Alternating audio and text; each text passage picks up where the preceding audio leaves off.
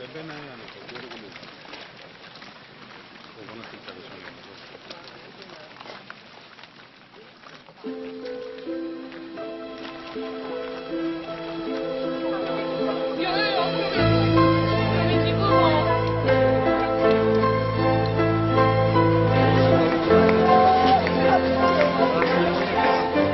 viemos até a Polônia, esse belo país de maioria católica e que foi tão importante para a história do povo judeu, acompanhar a Marcha da Vida.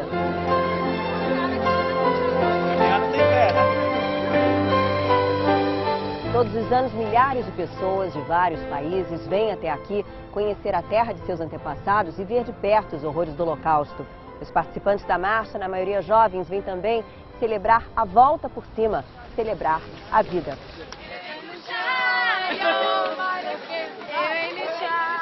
Desde 88, ano da primeira Marcha da Vida, há a curiosidade e vontade de aprender, onde já houve tristeza e destruição. Em 2011, 8.000 pessoas de 20 países foram ver de perto. Foram ouvir o relato de quem sobreviveu. Foram conhecer para não esquecer. A marcha propriamente dita é uma caminhada entre Auschwitz e Birkenau, símbolo da matança nazista.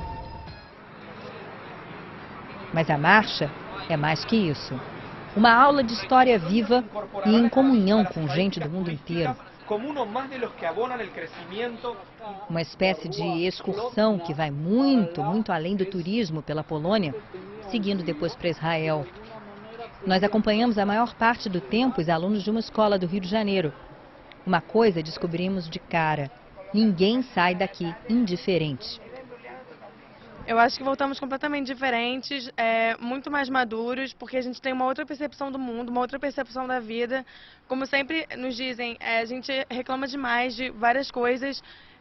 Tô com fome, tô com sede, tô com frio. Eu acho que é importante porque a minha geração é praticamente a última que vai ouvir esse relato. E que eu posso passar isso para os meus filhos e para os meus netos. E eles vão estar ouvindo de mim. Eu ouvi uma pessoa, eu vi o que aconteceu. Uma das oportunidades preciosas da Marcha da Vida é conversar com quem, por milagre, sorte, ou mais provavelmente, por muita vontade de viver, escapou do pior. Joe Fellner está aqui para contar ao maior número possível de pessoas as desventuras que teve na guerra. Nasceu na Hungria e, ainda adolescente, passou quase inacreditavelmente por 5 campos de concentração. When I was 14, they came in the morning, 4 o'clock, everybody out, the whole family. So they took us to a ghetto. And from the ghetto, in a few weeks, they took us to Auschwitz. From there, we went to Sachsenhausen, the death march. Marchas da morte eram as transferências de prisioneiros a pé. Caminhadas intermináveis, muitas vezes na neve. Quem não conseguisse ir adiante era fuzilado. E mesmo quem chegasse ao fim não tinha garantias. Poucos tinham ao fim do caminho a vida poupada. So you went to Mauthausen. Mauthausen, we were there for a few weeks, and the last 2 weeks when we were in Mauthausen, they separated the Jews from the Christians. They were bombing us, the Germans. I didn't move. I didn't care already.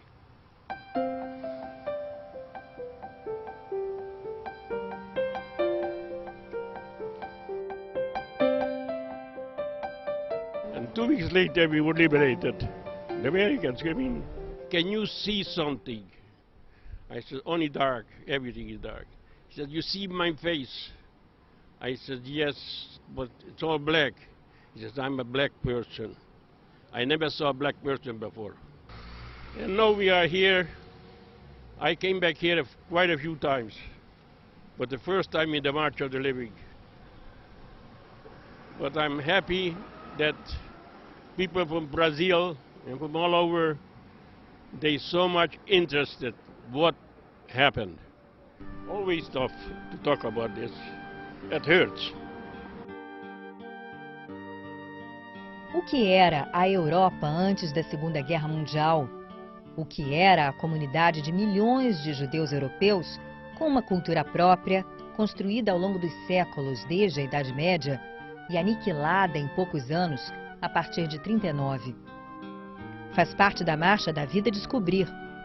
Em Kazimierz, antiga parte judaica de Cracóvia, uma das principais cidades polonesas, ex-capital, temos um pouco a dimensão. O bairro foi uma das locações do filme A Lista de Schindler. A própria fábrica de Schindler fica não longe dali. O empresário Oskar Schindler salvou alguns dos antigos habitantes desse bairro. O que restou daqui respira outros tempos e atrai turistas que vão atrás de raízes, sabores, de sons.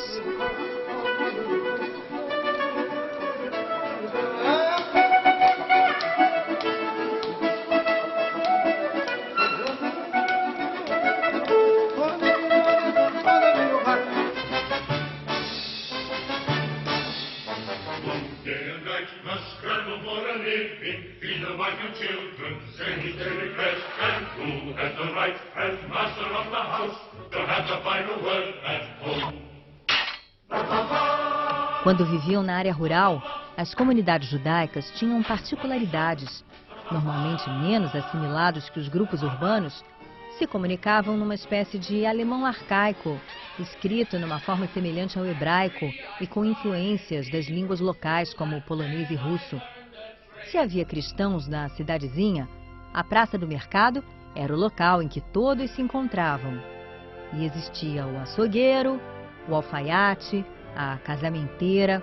Without our traditions, our lives would be as shaky as a fiddler on the roof. O Violinista no Telhado, que virou filme em 71, é uma das melhores produções feitas até hoje para retratar esse universo.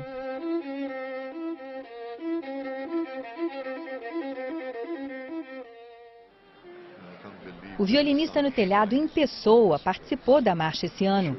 O ator israelense Haim Topol interpretou no filme o inesquecível Teve. That was nice. Mr. Topol, what does it mean to you to be here today? It means much more than I can tell you in 2 minutes. I worked here. I spent here a lot of time. We did here War in Remembrance, long television series, and I spent here about 2 months working here with my head shaved and wearing those uniforms, I mean the pajamas, and it was winter and it was miserable. And I can't believe that the sun shines upon this place. It shouldn't, because it's a very sad place. Personally, my mother's family was exterminated here. My father's family was murdered in Treblinka.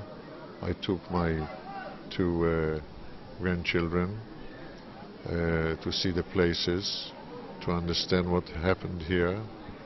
If it's possible to understand what's happened here. Essa cidadezinha no interior da Polônia, quase fronteira com a Ucrânia, se chama Tikotin. Tikotin era um shtetl, que em Yiddish, a língua dos judeus da Europa Oriental antes da guerra, era a aldeia onde a comunidade vivia. Tikotin chegou a ter 2.500 judeus antes da guerra. O centro da vida comunitária era a sinagoga. Ali se aprendiam as tradições, ali se rezava e ali também se fazia o Geschäft, os negócios, como se diz em Yiddish. A sinagoga se transformou num depósito durante a Segunda Guerra Mundial. Depois, bem depois, nos anos 80, foi reformada pelo governo polonês e se transformou no museu. Nosso grupo visita o antigo templo do século XVII e ouve atento as explicações. Turmas de outros países fazem o mesmo. Muitos entram no clima de saudade e poesia.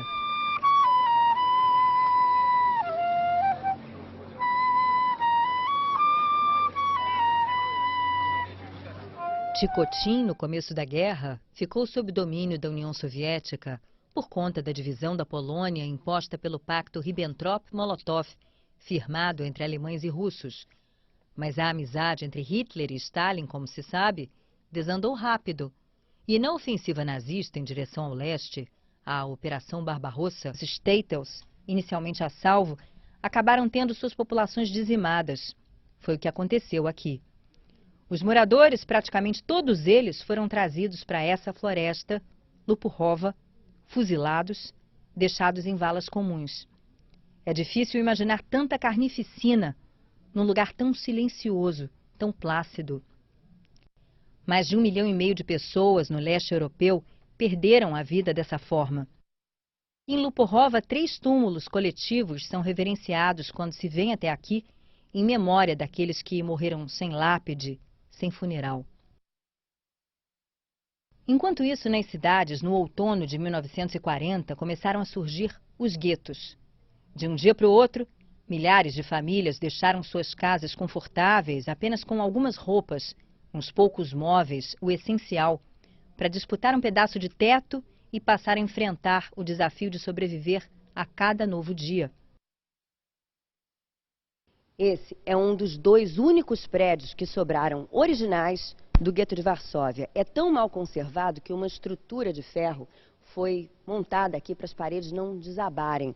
À medida que os judeus foram sendo mandados para o campo de extermínio, vieram poloneses pobres para cá. E é assim até hoje. Mora gente nesses apartamentos. Esse edifício era do chamado Pequeno Gueto. Aqui vivia a alta burguesia, os intelectuais, os artistas importantes, como Vladislav Szpilman, que tem a história contada no filme O Pianista.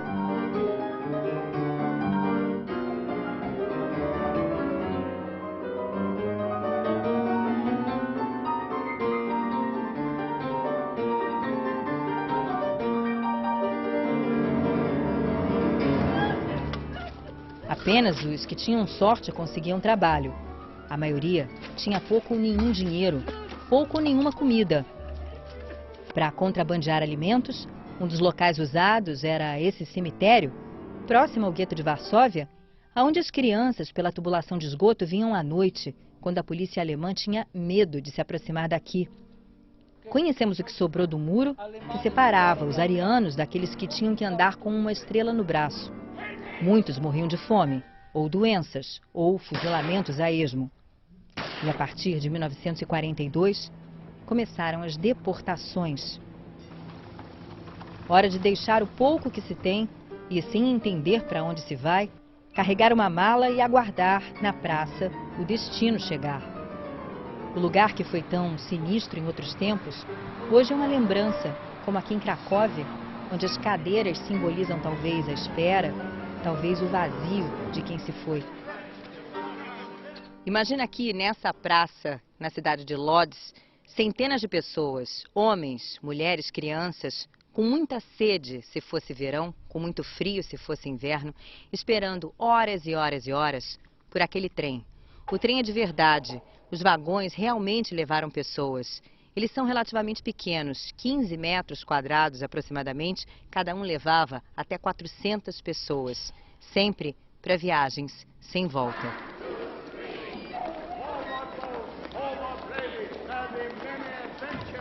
Entrar num vagão como esse é uma experiência forte, para dizer o mínimo.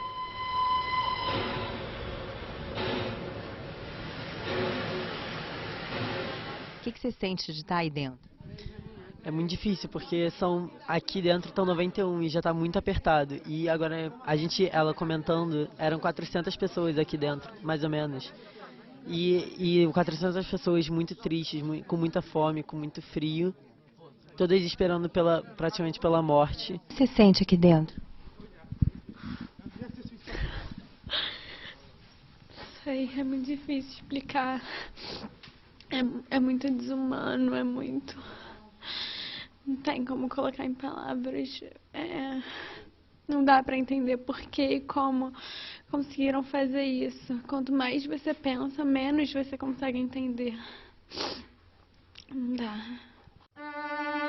Foram os trens que trouxeram, a partir de 42, a maior parte dos 400 mil moradores do gueto de Varsóvia para morrer aqui. Treblinka, um dos campos construídos não para trabalhos forçados e morte ocasional.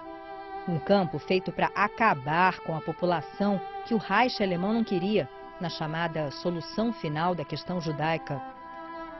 Foi destruído depois de uma rebelião, em 1943. No período de pouco mais de um ano em que Treblinka funcionou, morreram aqui em câmaras de gás quase 900 mil pessoas. Hoje é um memorial. Pela tradição judaica, colocam-se pequenas pedras sobre os túmulos nos cemitérios. Aqui, essas pedras são grandes, monumentais.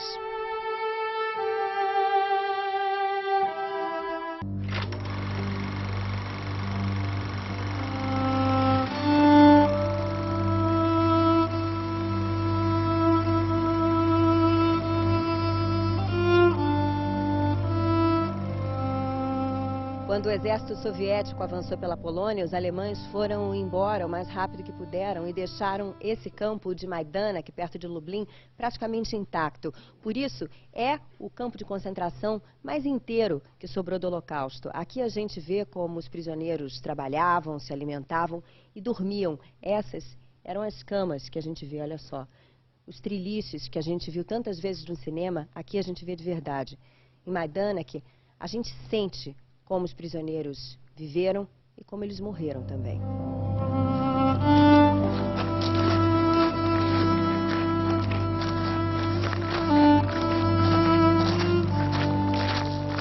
A morte é aqui, está viva. Marcas azuis na parede. Ácido cianídrico, o principal ingrediente do Zyklon B.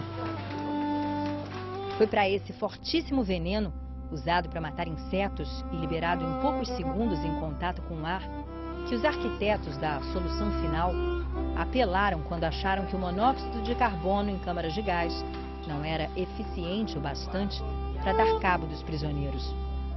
Os que não serviriam para o trabalho, os mais velhos, os doentes, mal chegavam a Majdanek e ficavam por aqui. É muito forte ver todos sabiendo toda a história. Nada, te imaginas a tu familia o a gente conocida acá. Eu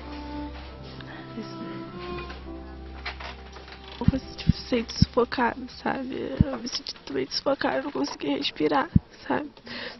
Só consegue respirar quando você tá fora. É uma coisa muito de outro mundo. Não tem como você imaginar que alguém possa fazer isso. Não tem.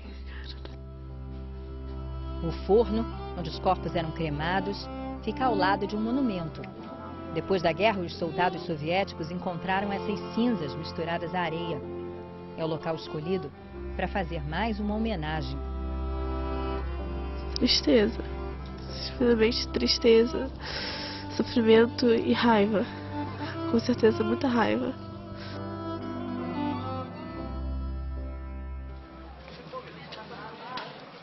Nossa peregrinação pela Polônia finalmente chega ao momento mais forte. É Yom HaShoah, o dia de lembrança do Holocausto, e as milhares de pessoas que saíram dos mais diversos países sem cal carregado de história. Auschwitz. You know, Jews were the victims during the World War II, with some others. But I think the most important thing is to Jews and the non-Jews all over the world to show that if you don't understand what is tolerance means, you are going to find yourself in the same situation. We are trying to give the lesson that no Majdanek, no Auschwitz and no Treblinka. Entre os participantes ilustres da marcha desse ano, um militar americano reformado que participou nada menos que da liberação dos campos de concentração. Foram soldados como ele que viram em primeira mão aonde tinha chegado a atrocidade nazista. My group liberated Buchenwald in April of 1945. We were very fortunate to be able to get into Buchenwald, and I spoke to many of the people there. I didn't believe what I saw. The bodies of the people were so thin that it was not a believable sight. And from what I have been able to learn, that all of those people, for the most part, became good living citizens in countries throughout the world, and I've met many of them since, and it's been a pleasure. It made me think very deeply about how cruel people could be and the damage that they have caused to the world. A caminhada é uma espécie de desfile de delegações, uma grande confraternização, uma festa ao longo de aproximadamente 3 quilômetros. E o local do percurso não foi escolhido à toa. Em nenhum outro lugar durante o Holocausto morreu tanta gente quanto no conjunto dos campos de concentração de Auschwitz. Foram 1,5 milhão de pessoas, prisioneiros de guerra soviéticos, cidadãos poloneses, ciganos e, na maioria, judeus. Desses, 90% praticamente perderam a vida aqui, em Auschwitz II, ou Birkenau. Chegar a Birkenau, ao fim da Marcha da Vida, tem um significado especial para grupos como esse. I was in the camp Krakow-Plaszow, where Schindler's List was filmed. I had a beautiful life before the camp. I lived in a family in a small town near Krakow. We were 8, we were 4 brothers, 2 sisters, my parents. When the war was over, just I and my father survived, just 2 of us. And from then on, when I saw my mother the last time, I promised her that if I survive the war, I will talk about it and I will let people know what they did. And it's exactly what I'm doing.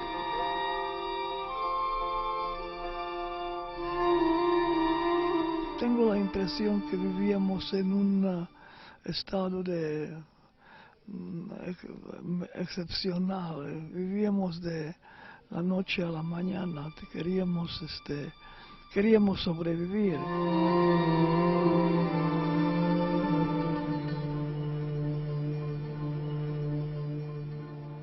L'ensemble des chambres à gaz, des fours crématoires, c'est l'endroit où ma mère et plusieurs de mes frères ont rendu leur âme vers le ciel. Mais cette terre, c'est dans cette terre que ça s'est passé. Et pour moi, c'est toujours ça. Je ne reviens pas avec plaisir, mais... Nesses trilhos de trem que foram tão nefastos, os participantes da marcha deixam mensagens de solidariedade e esperança. Never again will we allow the Jewish people or Israel to be maligned, condemned. E uma grande e bela cerimônia reúne a todos. Oh, but the suffering and painful times. Depois, a maioria vai seguir para Israel. E no próximo ano, e no outro, uma nova celebração, uma nova marcha. Novos encontros, novas trocas. Para que a memória não se perca. Para que o que aconteceu não se repita. Com nenhum grupo, em lugar nenhum. Para você, o Holocausto aconteceu com os judeus ou aconteceu com toda a humanidade? Com toda a humanidade. Primeiro com eles e depois com todos. Acho que todos têm algo a ver com isso também. Porque não importa se você é judeu, se você é cigano, se você é isso ou aquilo, todos nós somos humanos. O que acontece com um também pode acontecer com qualquer outro.